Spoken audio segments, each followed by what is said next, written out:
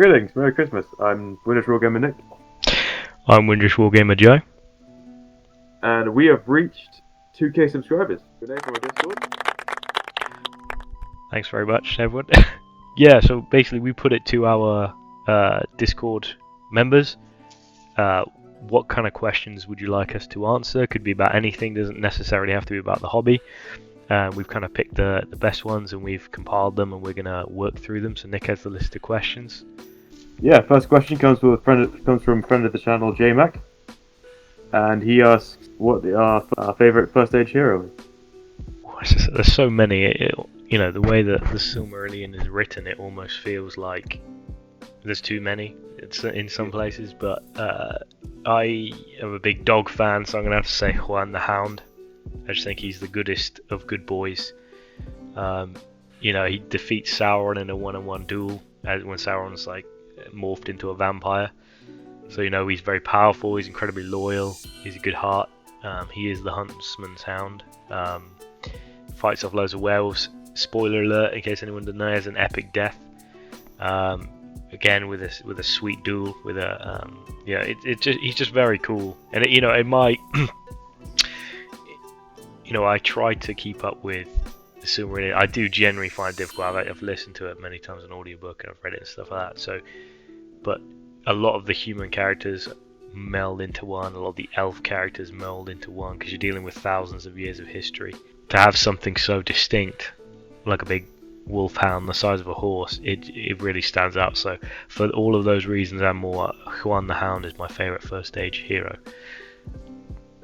I would go with Hurin, the big boy Hurin. He's a huge axe wielding Giga Chad almost. Runner up would be maybe Fingolfin. Not many people can say they went toe to toe with Morgoth and shaved points off of him, but yeah, you could turn into Pathé right afterwards. But I know that the Tolkien gets lambasted a lot for his use of eagles, kind of coming in at an opportune moment. Horondor was very late. He just swooped in and picked up his corpse and ran off. So points for trying. Yeah, exactly. He was there. Yeah. He was close enough. So second question comes from Quite Cool. Jake, what's up, Jake? And he asks, which dwarf would you have over for dinner / go to the pub with? So that's two things: pub and dinner. In my book, I'm gonna split those out. I'm obliged to say my girlfriend. She's only 5'1", so she counts as a dwarf. But in terms of Tolkien's Legendarium, I would say Balin for dinner. I think he'd have a lot of stories, preferably before he was killed in Moria. He has, he's lived a very a long life, a storied life. He's been at the pinnacle of very key moments, like when Erebor was, ousted by Smaug. He lived on the road for a while. Was part of the 13-man company. Was, went back to reclaim Moria. So if I could get him pre-death in Moria, he'd have so many cool stories to tell. So I would pick Balin for dinner, and I don't know if I want Balin to go to the pub with. I'd probably choose someone different. I wouldn't pick Thorin, he's too serious. Dwalin's probably a bit too intense, so I'd probably be inclined to pick someone like Biffa Boffa Bomber, or I think, just so it's different, I think Gimli as well would be great to take to the pub. I reckon it depends if it's different dwarves. If it's the same dwarf to go to the pub and have dinner with, it'd be Boffa. Yeah. James Nesbitt, but with a weird nose. Seems like a nice fun guy, nice all-rounder. If it's a separate dwarf to eat dinner with, it'll be with Ori, because he's very nice and quiet and polite. If we're going to the pub, it'll be maybe Dane Ironfoot, just to keep him safe. If any bad things happen to his doctor. Give you the old. That's a good idea. If you get Dane Ironfoot towards the end of his life, again, he's seen a lot of things. Yeah. From the books, he kills Azog, if I'm not mistaken, doesn't he? And then he's got, he fights off the Easterlings as well. That's Erebor. Strolls in to help at the Battle of Five Armies. Yeah, just similar to Balin, he's got a lot of good stories to tell. So. Third question comes to us from Hunsler. and he says, "What character or faction would you like to see in the game that isn't in it already?" Hi Huntler. Remember? He says, "Mine used to be Bearlings." What character again? I'm a big fan of the kind of big monsters and stuff. I think they're fun. I alluded to something in my Stone Giant video. I think having a Stone Giant miniature would be fun. Whether they're the massive 3 foot tall ones, I don't think that's viable. Both in terms of the stat line and in terms of producing a miniature that size, that scale. Check out it linked above, by the way. Shameless plug number 1. I'm sure it'll be a running theme for the Stone Giant video. Yeah. But I think a Stone Giant could be cool to see, maybe along the lines of the Battle for Middle Earth one. So 1.5 times a troll, maybe a bit bigger. I think they could be fun on the tabletop to see. I also think something like Ungoliant, but I think the stat line would be broken for Ungoliant. She'd be too powerful. Yeah, she's very cool. The mother of spiders, mother of Shelob. In terms of a man-sized model, I think maybe the Blue Wizards. What about you, Nick? In terms of a faction, in a sort of similar vein as Faharad, because the sort of leaders from Umbar, the Umbar faction, Suladan, all those, and the name Mohud for the Faharad, that's all inventions of GW. So, in a similar vein, they could do, as like a good faction, they could do Dorwinian, which is mentioned a few times in the books and the appendices. That's where the wine comes from. It's wine that's strong enough to get elves drunk in The Hobbit. They're technically Easterlings. Where they're situated is to the north and a bit to the east of Dale and Erebor. So, and that's where a particular group of dwarves come from, the Black Club. So it would be like, I'm thinking like Persian-inspired or like Mediterranean-inspired humans and like Byzantine dwarves would be cool. Maybe a blue wizard as like a hero. Like expanding upon that world a bit, maybe. So yeah, that would be a very cool faction, because you'd have legitimate like humans, dwarves, elves, and if you want to include a wizard, potentially a wizard as well in one faction, so that could be a very, very interesting one. I like that. Oh yeah, miniatures would be. Well, I always thought Arnor was a bit sort of barren and a bit sort of specific as well, because the Arnor we see is King Arvedui's Arnor, which is one of the 3 sort of like successor states of Arnor. You get Cardolan, Rudawa, and Arthur. And Arthedain is the one we get represented as Arvedui. It has Malbeth the Seer and has Hobbit archers. So that's all Arthedain stuff. So Arnor could maybe be expanded upon by including miniatures that represent maybe Cardolan up in the north, Rudawa as well.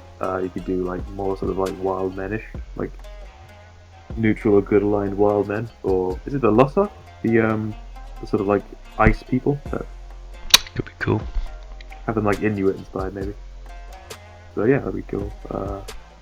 It's a way of making Arnor more robust as well, because as it stands, they're kind of like they're courage 2 unless they have Arvedui around, which is they kind of need that tentpole hero. So just giving them more hero options, more kings maybe, more so making them more, like, as I say, robust as a faction would be probably a good idea. Yeah, just drumming up interest. I mean, the stat block is not terrible of an Arnor Ranger. Don't want to get too far into the stat block, but will they fight 4, strength 4? I think that's the cheapest fight 4, strength 4 model you can get base. And part of the reason is because they have very low courage especially for a man model or a good model. So yeah, but also it kind of ties into the fact they are being surrounded by a little last holdout against Angmar, I guess. If I was gonna, as a dwarf fan, a massive dwarf file, I'd probably have to say, you alluded to some of them earlier, was it the Blackfoots? Some of the eastern and northern clans of the dwarves, so things like the Iron Fists, and the Blackfoots and all the rest of it. And I think there's 2 more. So you only really see descendants in the films and books of kind of roughly 3 of the 7. So it'd be good to see some more sort of Eastern-inspired dwarves. As a side note, I have nothing to do with Medrude miniatures, but they've got some amazing looking Eastern dwarves right now. Yeah. Byzantine-inspired dwarves. So yeah, they're great. If that tickles your pickle, if you want to do a flavoured Blue Mountains or Far Eastern dwarf army, I think you can't go far wrong with those miniatures. So Next question comes to us from Shadowhands. Hey, Shadowhands. Shadowhands, what's up, buddy? He has two questions. He has, what's your favourite miniature lore-wise, and which is your favourite in gameplay? Lore-wise, my favourite miniature lore-wise is honestly probably the Witch King. I think for several reasons. Because you said miniature lore-wise, I think it should be lore how it relates to the how the character plays on the tabletop, and I think the Witch King for me embodies the character very well. He's someone that is basically Sauron's agency, because your villain is an eye. You just represent an eye at the top of a tower. You need someone on the ground doing things, and he's what propels the story forward in many instances, right? Him and the rest of the race are chasing the Fellowship and Hobbits. All of his work as a general. Even if you leave the kind of realm of Mordor, his work in Angmar was pretty good. He came very close. Essentially decimated that whole region for a very long time. It's never the same again. The reason why they're not a power right now, and the reason why Aragorn is basically fostered by the elves and lives like a hobo most of the time, is because of the work that the Witch King did in Angmar largely. A great villain. One of my favourite scenes from the kind of extended Legendarium is him running away from Glorfindel and doing that kind of skeletal laugh. If I remember in the edit, I'll add that in. And so he's just a really fun character in many senses, and having that presence everywhere is represented, I think, really well in his profile. He's scalable. You can get him if you need a caster. He's one of the best casters in the game. If you need a combat, he become with the Crown of Morgul and a horse or a Felbeast, he becomes one of the best combat miniatures in the game. Morgul Blade, all the rest of it. Great casting, as I say. So because he can scale with his Might Will Fate, just like the rest of the sort of Ring Race, the sort of standard ones. He is special, and you can put him in many different formats in Angmar and Mordor. So for that reason, because he's kind of everywhere, he's omnipresent almost. He, I think, represents the lore incredibly well on the tabletop. So my favourite, hopefully that's not too much of a ramble, my favourite lore character, my favourite miniature lore-wise is the Witch King. They've done him justice a couple of times. It's some nice sculpts. I'm Sauron's top guy. I'm Sauron's top guy. What about yours, Nick? In terms of lore-wise, I guess it'll be a toss-up between Theoden and Eowyn. They have I like their character arcs. They're kind of like the inverse of one another. It's very much Tolkien riffing on that sort of Germanic paganism and how they stole glory and stuff. Plus the sculpts are quite nice for both of them, consistently. In terms of gameplay, I'll say this, even though I hate playing against him, and I've very rarely played as him, but the Great Goblin is very fun. He's very sort of flavorful. How he his rules are he's very big, powerful, picks up a goblin, throws him, kills his buddy, but uses him as a projectile. Very blubbery. Kind of evokes a lot of it's almost like telling a little story about how you're trying to fight him or how he's fighting as you're playing. So yeah, that's very fun. Yeah, he's so characterful, and in that vein, I think that my favourite character to play on tabletop might well be like Tom the Troll. You can paralyze people just by putting them in a sack. The ability to kind of nullify very big people.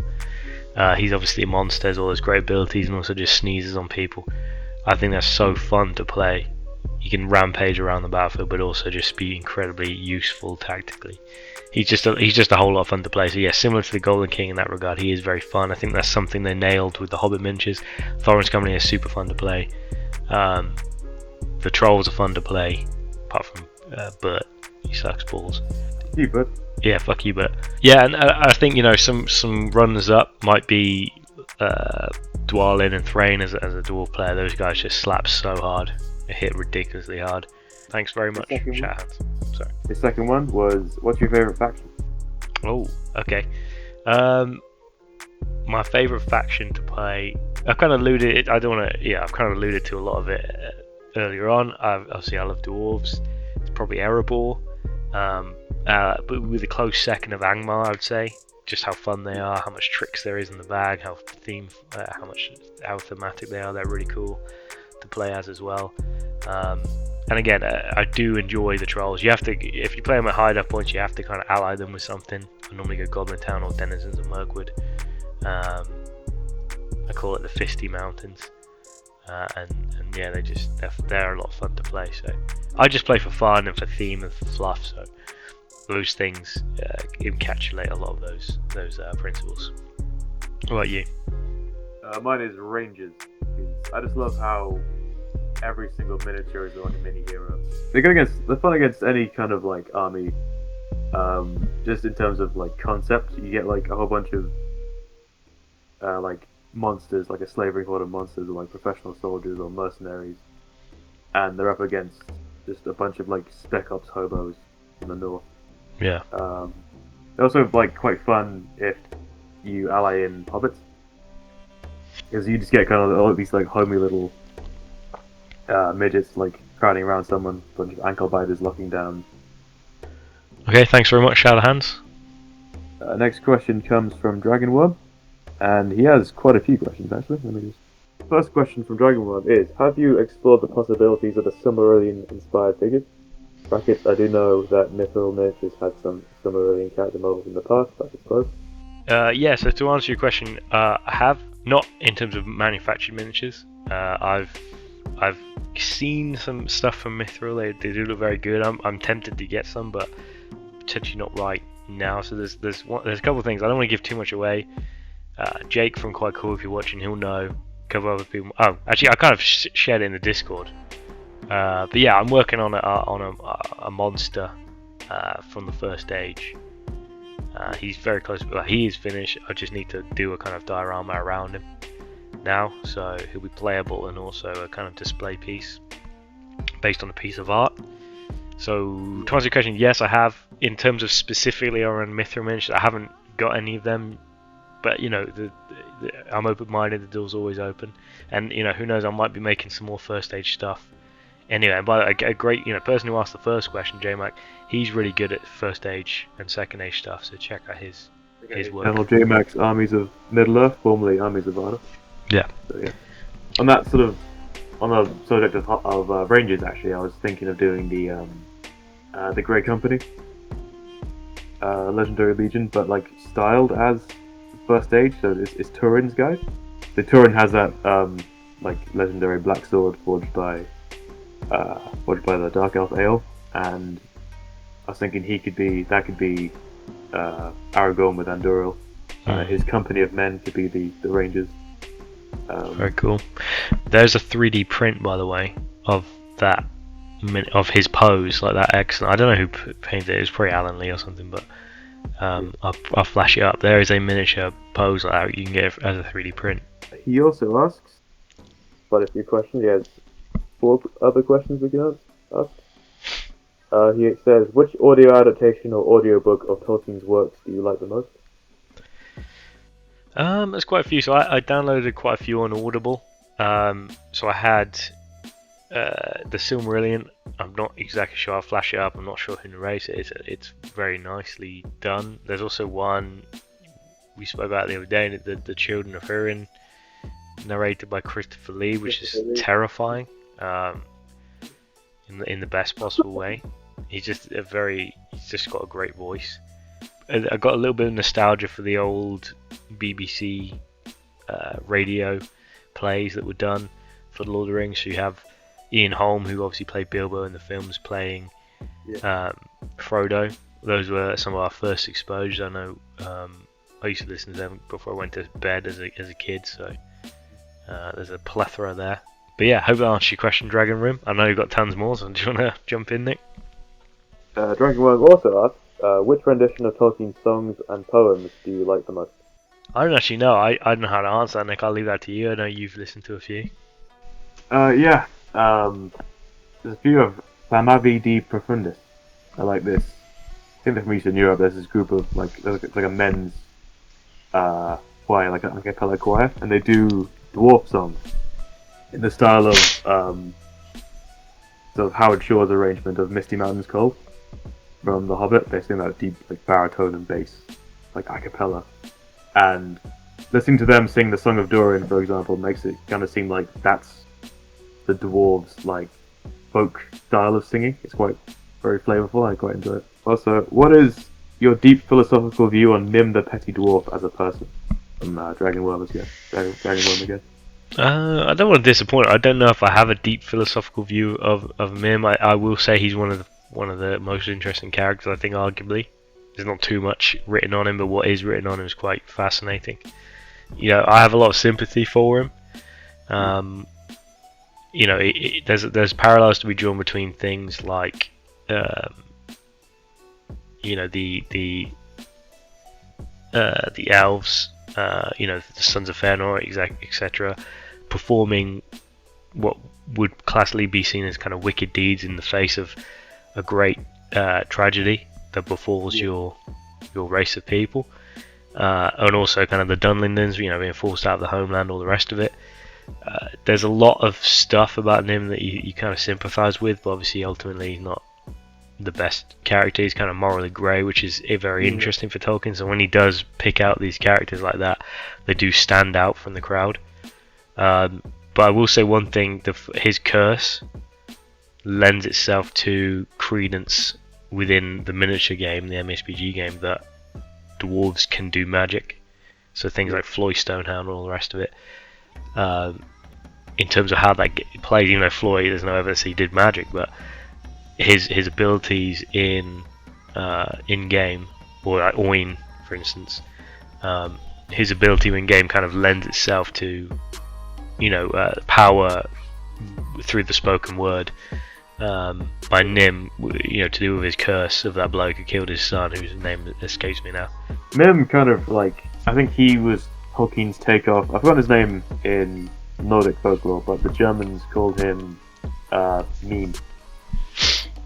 Yeah, very dank meme. And yeah, he in at least in Wagner's retelling in his operas, he's very kind of conniving, but he raised Siegfried, so he's a bit sort of, he gets undone by his own schemes in the end. So I think that's Mim's kind of inspired by that almost. It's another example of Tolkien adding old things instead of like new ideas to his setting to make it seem sort of lived in and have a lot of heritage to it. So yeah. So hope that answers your question. I hope that's deep enough and philosophical enough for you, Dragon Worm. Dragon Worm's final question is: are you planning to do a diorama of Sauron versus Finrod musical battle for one of the few occasions where Sauron wins a contest against another? In short, no, I hadn't considered that. Just because of the amount of sculpting that would take place. I mean, there's potentially ways to bash that into being, only because if you look at the artwork around it, and I'm sure I'll flash up some pictures of it, it seems to be the magic of the kind of music is manifesting either in reality or just figuratively, and in order to do that justice, I would need to either be a very competent sculptor, which I'm arguably not. I'm not arguably, I am not, or, you know, bash with certain things that come into mind. Don't know how effective this would be. Is like, you know, the Soulblight Gravelords or something like that. Yeah. Mist and energy surrounding them. There's plenty of ways I could do it. Either get someone to 3D sculpt it or something like that. So that there are ways to do it. I just think that I hadn't considered it right now. Maybe he's asking this because I made an avatar. I hadn't considered that. But a good question. It's definitely food for thought. There are first age stuff coming, as I said, some sort of dioramas. But also we had an idea. I don't know if we're going to execute this at all, but making custom scenarios for things that happen in the first age.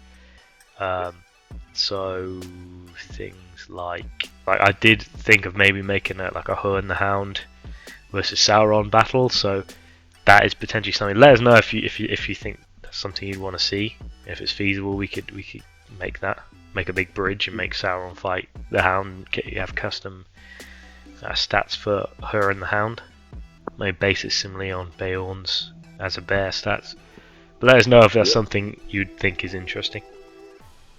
Yeah, nice. Thank you very much, Dragonworm. Yeah, thanks, Dragonworm, for all the questions. Toby, G-Dubs has given you the go-ahead to design your own battle company for inclusion in the official rules. What are you going with? Anywhere or any time period? Hell of a question, Toby. Thanks for it. Wow, of any time, I'm interested. I would be interested to see like a Sons of Feanor one. So there's kind of caps. So where they aim for like 15, but sometimes you can have up to 20 or 25 depending on your battle company. I would say Sons of Feanor caps out at 7, but they're all like heroes to some degree. Like obviously they can't be like the most powerful ones, but have might, have will, have fate, have certain things. I just think that'd be cool to have elves that are that kind of first stage power set, which is obviously very powerful, but also that are going against the grain. Yeah. So they're I'm obsessed with kind of characters that go against the cultural norms, and they're one thing you can they do dishonorable things but for honorable reasons, if you like, which is strange, but I think is ultimately very fascinating. So my pick would be something along the lines of Sons of Feanor. I'm not sure how you would execute it exactly. Potentially you could take the base models of start off with like 3 or 4, because I know they break off into their pairs and on their own and stuff like that, and have their own kind of ventures, but have eventually end up with like 7 sort of mini heroes, sort of similar scale to like the Dunedain. That could be really cool to see, but I do think one specified for the Sons of Feanor could be a really interesting concept. Let me know below if you guys agree or what your battle company would be, or any questions that any answers to the questions you think you'd have. Also maybe something like the Men of Kandun or something that could be cool to explore. Evil men, undead stuff, because you're seeing in the newest edition kind of splitting up of different Mordor factions to give more flavour. Minas Morgul, Cirith Ungol, all the rest of it. Why not break down Angmar into something different as well, because Angmar feels a little bit too samey with Mordor sometimes, arguably, with all the orcs. So yeah, maybe something like the Men of Kandun could be very cool. Last question is from me. Are there any stat blocks in the game that you would overhaul? So, any existing models you would change, like nerf or improve? Oh, probably. That's a good question, Nick. Probably a few. I'm sure you have. That's why you asked the question as well. So yeah. I think the Moran and Orc and the Mordor Uruk and the Blackguard Barad-dûr need a bit of a change. What do you reckon? I definitely agree. I really just think Moran and Orcs should be regular orcs in heavy armor. The issue is they have strength 4. Yeah. It's strength 4 or fight 4. Either way, they become almost on par with like a Mordor Uruk-hai, but with arguably better gear. So it's kind of like, why would you ever take Mordor Uruk-hai? And they have, with a shield, they got the same defense as like the Blackguard of Barad-dûr. Something is off, and I don't think it's just changing one of those profiles. I think it's changing all 3 of those profiles to be different things. I mean, the Blackguard Barad-dûr is strength 5, that's awesome, but I just feel like there's more there. They really should feel a bit more elite than that, Yeah, if they're the Black Uruks who are literally defending Sauron's tower, they should have a special rule. Maybe they should cause terror if they're, if you're like a crusader and you saw like Satan's bodyguards coming towards you. Yeah, that would be terrifying. Or just something simple like bodyguard. They guard things, right? Want to have a bodyguard, or shield wall. Get them to that defense 7, because it will put them over the edge of something. I mean, they got a massive shield. They got Roman legionnaire style shield. Like, why not? Why not have shield wall? So I think there's tweaks you can make to all the profiles. Just recalibrate them slightly. I don't mind the essence of them. It's just how they're executed potentially. I just don't think it makes sense. That's all. You see the movie they have in the Charge of the Rohirrim. They all have spears. They all have like nice spears. Why don't you give, if not the riders, why don't you give the Rohan Royal Guard? Why don't you give them war spears so they can have a spear on the ground and no lance? Well, yeah, it definitely makes sense. I mean, some of the special rules now around Theoden and other leaders and stuff mitigate that ever so slightly. But you're right, I always felt it was weird that you could have arguably harder hitting cavalry from the Haradrim or from Minas Tirith.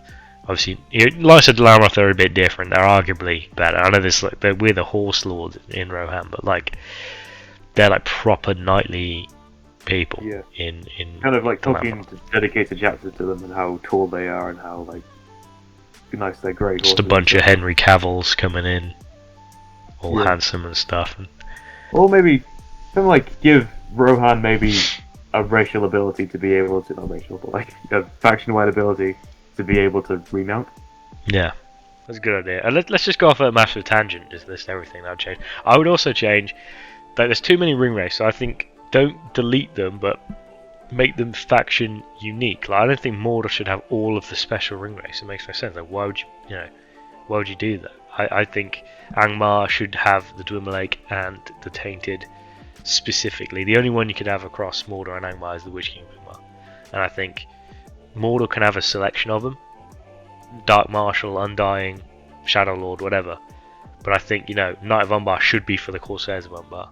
I think the Betrayer should be in the Serpent Horde. I think Camel the Easterling definitely should be in the Easterlings. I definitely think so. And maybe give one to the Carnage people or whatever. However you want to justify it.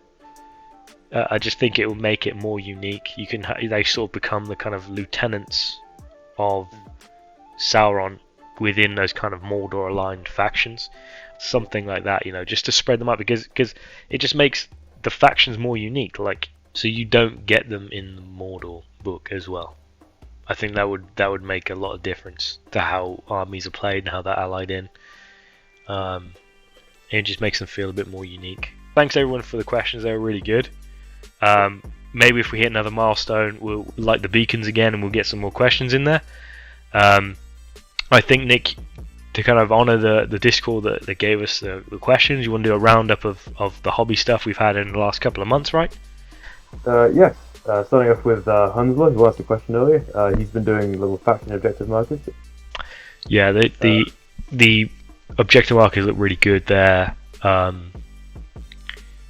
think there's Isengard in there, and I think Numenor as well. They look fantastic. Very playable, very detailed. Yeah, he's done an incredible paint job on Glorfindel as well recently. That's excellent.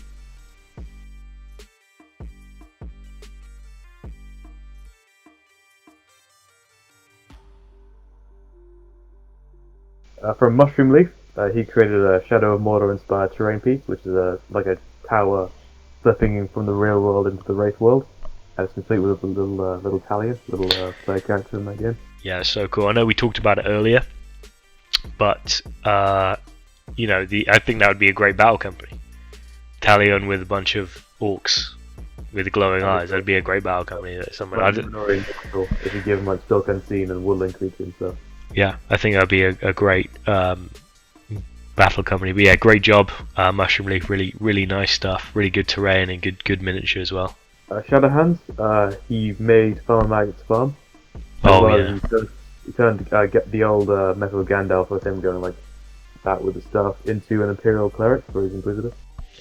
Yeah, that was a great conversion, to be fair, and I think everyone sort of has that pose of Gandalf, or at least multiples. At least I know we do. So turn him into a 40k miniature was really impressive, and his Farmer Maggot's farm is great as well. He's done some great terrain over the past year, so big up Shadowhands as well. Good job. Yeah. Thane of the Bad Moon, he's released. He's been showing us a lot of his kit bashing work in his paint scheme. Pretty good. He also a while ago kit bashed a really horrifying looking Gulliver. Yeah, that was very impressive, very haunting. I think. We mentioned before JMac. JMac's been giving us a lot of sort of periodic updates of his first and second age miniatures, as well as his excellent. Yeah, good stuff. I mean, JMac's such a great guy as well. So if you haven't already, check out his channel. There's his stuff is really excellent. The biggest one comes to mind is that big diorama he made for his Mordor, his kind of Barad-dûr with Sauron and all of his elves, the orcs versus the elves and stuff. Is so good. Last thing, quite cool. He's been giving us a little, almost little promos for his own channel on our Discord, including recently a few Balrogs. Yeah, great stuff. Those were great videos. If only there would be someone to collaborate with him with other Balrogs going in the future. Maybe that would be really good. Right, as well. Is it Thane the Bad Moon Nick that did the bases for his Army of the Dead? Yes, LED. Oh man, that's gonna look so cool. So I can't wait to see when he's done all the bases now. I can't wait to see when they finally arrive. That's gonna be a hell of a project when it's fully completed. So yeah, I'm really looking forward to that. So I'll throw up pictures for all of these things in there. If you want to be part of the Discord that's responsible for all of this great hobbying, all the good advice, all the good discussion, and most importantly the questions that were featured at the start of this video, make sure you join the link in the description and join. We'd love to have you in. If you have your own answers to the questions we've answered, maybe drop them in the comments. So, yeah, we'd love to hear them. It was a big year. We reached that 2,000 sub mark, which we're very excited about. So, and we're going to be keeping that momentum going in the next year. There's already big stuff planned for even the start of the year. So keep your eyes peeled for that. Onwards and upwards, we will just keep chucking out videos that we would like to see ourselves, and that seems to resonate with some people. So thanks so much for subscribing if you have. If you haven't, subscribe below, ring the bell for notifications. I think, yeah, leave in the comments how wrong we are about all of our answers. Yeah, like the video if you enjoyed the content, and feel free to dislike it if you didn't like it as well. That's your prerogative. Not your dad. Yeah, we're not your dad. We'll hopefully catch you in the next one. I've been Nick from Windows War Gamers. I've been Joe.